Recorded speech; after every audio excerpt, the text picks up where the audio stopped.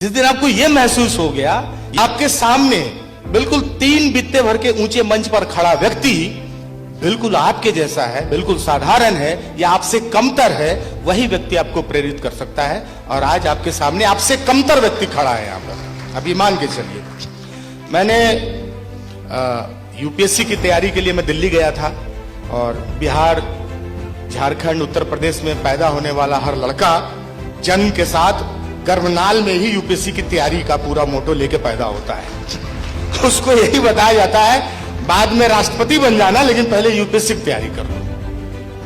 और अगर पहले बन गए तो बाद में कर लेना, लेकिन पढ़ना एनसीईआरटी एक बार, मनोरमा ईयरबुक एक बार पढ़ना जरूर, है ना। तो मेरा भी वही था। मैं भी घर से जब बीए हो गया रांची सेंट जेवियर्स कॉलेज से, उसके बाद मैंने पूछा घर वाले से क्या, उन्होंने कहा पूछना क्या है, निकलो।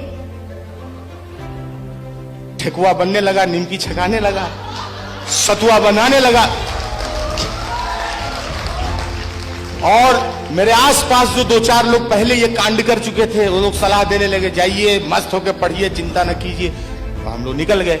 उसके बाद मैं मुखर्जी नगर पहुंचा और मैंने यूपीएससी की तैयारी शुरू की।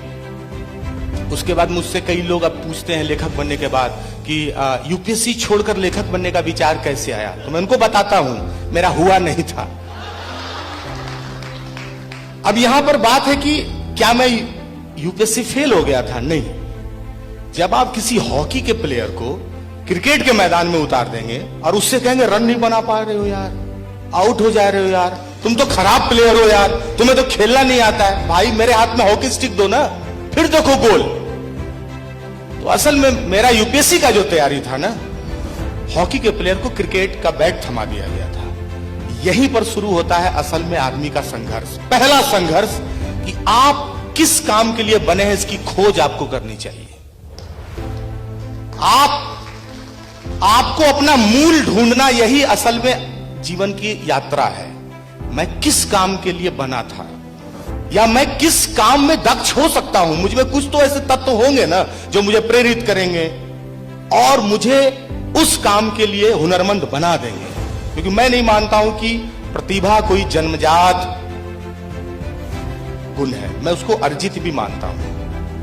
मैं किसी व्यक्ति को जन्म के आधार पर आप ये नहीं अंतर कर सकते कि ये व्यक्ति प्रतिभाशाली पैदा हुआ था, जिस दिन पैदा हुआ था आसमान में इंद्रधनुष बना था, जिस दिन पैदा हुआ था अमावस खत्म नहीं हो रहा था, ऐसा कुछ भी नहीं। प्रतिभा कई बार अर्जित होती है, वो आपके परिवेश पर निर्भर करती है, आपके आसपास के लोगों पर निर्भर करती है, आप कैसे समाज में जी रहे हैं, आप कैसे परिवार में हैं, आपके घर आंगन का परिवेश कैसा है, इन सब में भी आप नरिश होते हैं धीरे धीरे, है ना। तो मैंने बचपन से अपने पिता को समाजवादी आंदोलन, तो इनका भाषण, तो इनकी कविता, तो दिनकर, तो रेणु की कहानियां, तो दिनकर की कविताएं, तो प्रेमचंद की कहानियां, मैंने यही सुनते हुए मैं अपने पिता से मैट्रिक तक कहानी सुनता था। मैट्रिक पास होने तक मैंने अपने पापा से कहानियां सुनी है। तो मेरे मन में, मैं मैट्रिक की तैयारी के दौरान कविता लिखता था 4 बजे सुबह उठ के, लेकिन वो कविताएं नहीं थी, वो केवल मेरी रुचि थी, वो फालतू चीजें थी जिसका कोई अर्थ नहीं था। लेकिन मुझे अपना मूल जब ढूंढना था, वो तब मैंने ढूंढा जब मेरा यूपीएससी का अटेम्प्ट खत्म हो गया। मैं लेट कर गया, मैं देर कर गया, मुझे तब लगा मैं क्या करूं, मेरा तो यूपीएससी खत्म, अब तो लाल बत्ती कपार पर जलेगा नहीं, अब मुंह लाल करके घर जाना है, और फिर पूरा समाज काला कर देगा। आ गए अब कलेक्टर साहब, बाप रे बाप, देखिए तो फिर वो आपको बताएंगे क्रिकेट खेल नहीं पाता है, खेलना आता ही नहीं था। भैया हम हॉकी के प्लेयर थे। तो मैंने अपना मूल उस दिन खोजा, अपने अंदर का अनुसंधान, अपने अंदर की खोज कोलंबस के अमेरिका खोजने से ज्यादा बड़ी खोज है, उस खोज में लगी आप।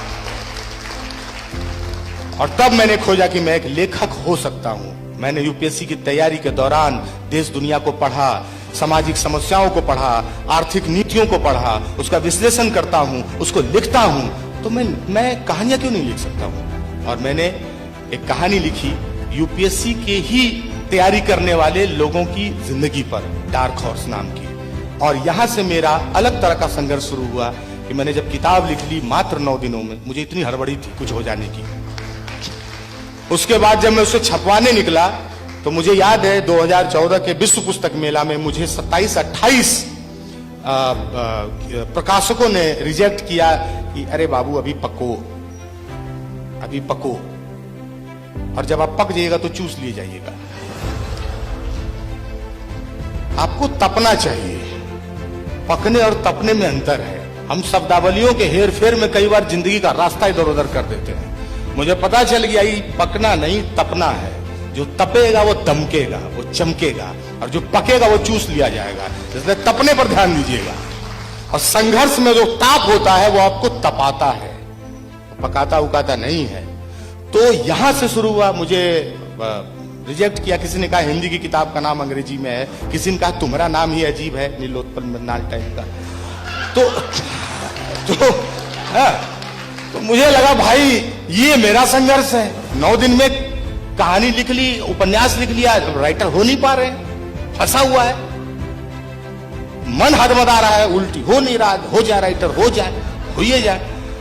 तो वहां से जो है उकता के मैंने सोशल मीडिया पर पोस्ट डाला कि मैंने राइटर बनना चाहा था, किताब तो मैंने लिख लिया, मेरी जिम्मेदारी थी, मुझे कोई नहीं छाप रहा है, अब मैं अपनी किताब खुद से पब्लिश करूंगा, मुखर्जी नगर में अपने दोस्तों के साथ ठेले पर बेच लूंगा।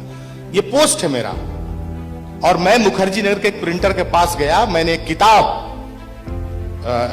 अच्छे प्रकाशक की काशी एक किताब मैंने ली। मुझे लगा कि मेरे किताब की मोटाई इतनी होगी, और मैंने कहा भैया इस किताब को, ऐसा किताब छापने का एक किताब का कीमत कितना लगेगा? उसने मुझे बताया कि 40 से 42 रुपया। मैंने 500 किताब छापो, 3 दिन में राइटर बनाओ, बात खत्म। उसके बाद मुखर्जी नगर का प्रिंटर, उसको मैंने 2000 रुपया एडवांस दिया था। जब मैं राइटर हो गया वो मुझको कह रहा था आपका पैसा बाकी है। मैंने उसको प्रूफ रीडिंग किया, पैसा दीजिए, वो सब अलग झगड़ा है। फिर उसको बताया कि नहीं हम ठीक ठाक राइटर हो गए, झगड़ा मत करो उनसे, दुकान घेरवा लेंगे, वो अलग मैटर था। लेकिन उसके बाद जब मैंने यही बात फेसबुक पर डाली तो एक व्यक्ति ने, एक लड़के ने मेरी उम्र के मुझे मैसेज किया कि एक बार आप मुझे किताब पढ़ने को दीजिए।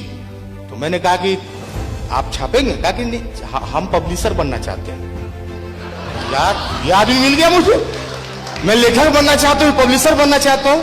उसने भी अपना मूल खोजा, मैंने भी अपना मूल खोजा, यही गई यात्रा। यहाँ पर कोई विक्टिम होने की बात नहीं है।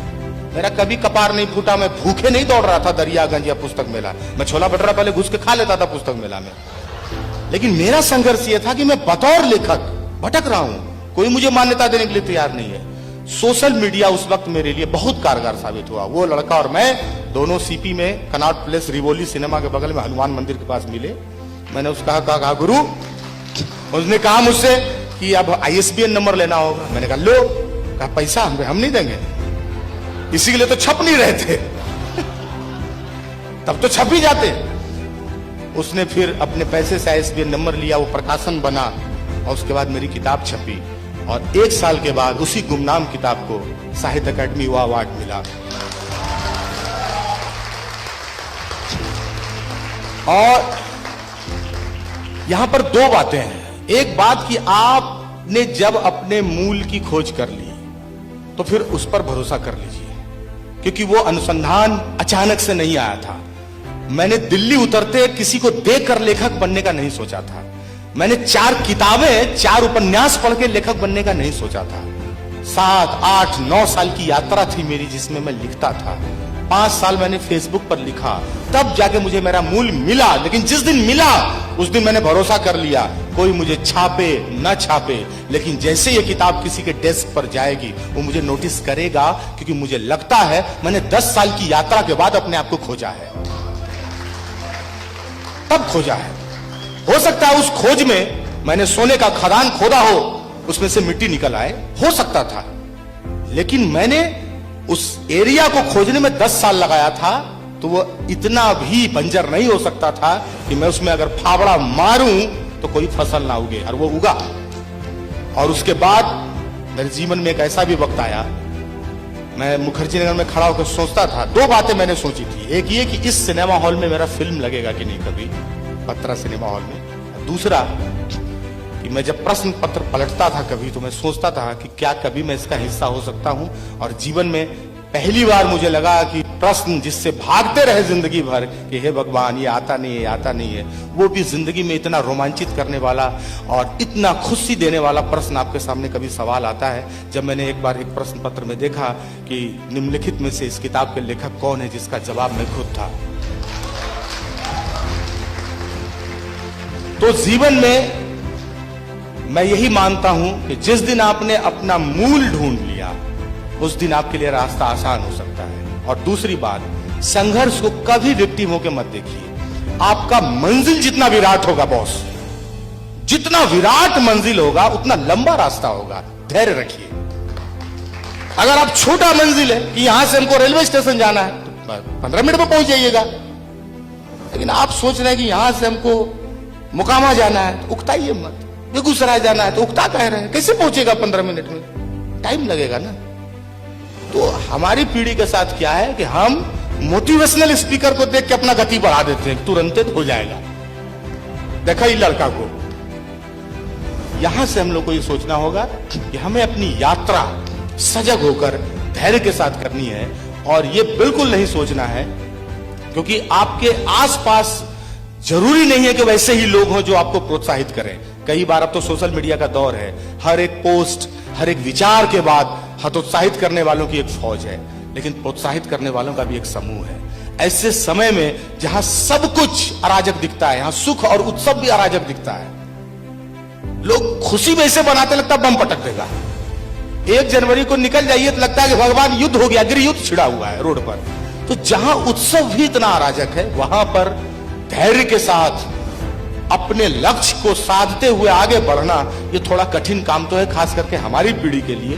लेकिन मुझे लगता है कि हमारी पीढ़ी को अपने आप पर भरोसा, और दूसरा बात कि हम लोग जैसे परिवेश से हैं, देखिए मेरा ये पुखराज, मूंगा, मोती, ये सब घर से जख बाबा, अक्षत, चावल, भभूत, ये सब साथ लगा के भेजा गया था, पूरे पैकेज में दिल्ली भेजा गया था हमें।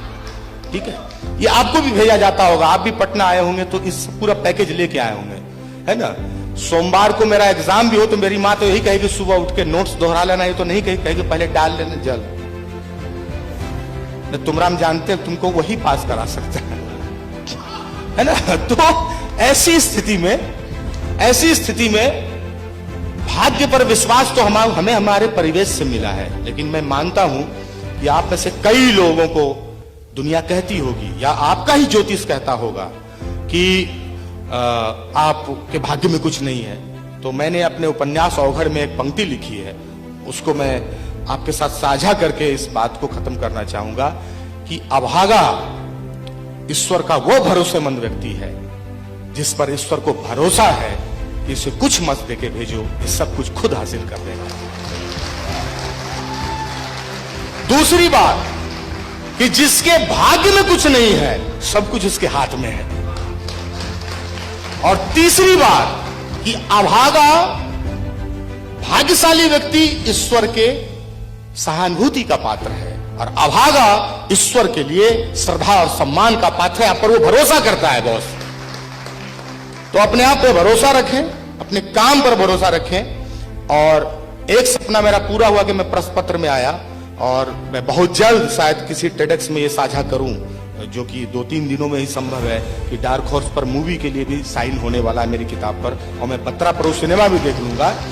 और ये यात्रा केवल भरोसे की यात्रा है, क्योंकि वो भरोसा, वो जो मूल है, जो आपकी दक्षता है, जो आपका कौशल है, वो आपने एक वक्त लेकर पाया है। तो कर्म पर यकीन और एक अज्ञात शक्ति पर भी आस्था रखिए, लेकिन सबसे ज्यादा भरोसा आप अपने पर रखिए, क्योंकि गीता में भी कहा गया है कि देह इसलिए मिला है कि तुम कर्म करो। और इसके साथ मैं 2 पंक्तियों के साथ खत्म करूंगा अपनी बात को कि एक कवि भी हूं तो ये मोह मैं क्यों छोड़ूं टेडेक्स के मंच पर, तो इसको भी मैं दे ही दूं। जितने लोग हैं उनके भी सर डाली दू सर। यहाँ के युवाओं के लिए मैं कहना चाहूंगा कि आसमां पर फेर कर तू उंगलियां, रे लिख दे गीत वहां है रे लिख दे गीत वहां। कि आसमां पर फेर कर तू उंगलियां, रे लिख देगी तू वहां, हार की छाती पे चढ़कर बैठ जा, रे लिख दे जीत वहां, रे लिख दे जीत वहां। बहुत बहुत धन्यवाद। जय हो।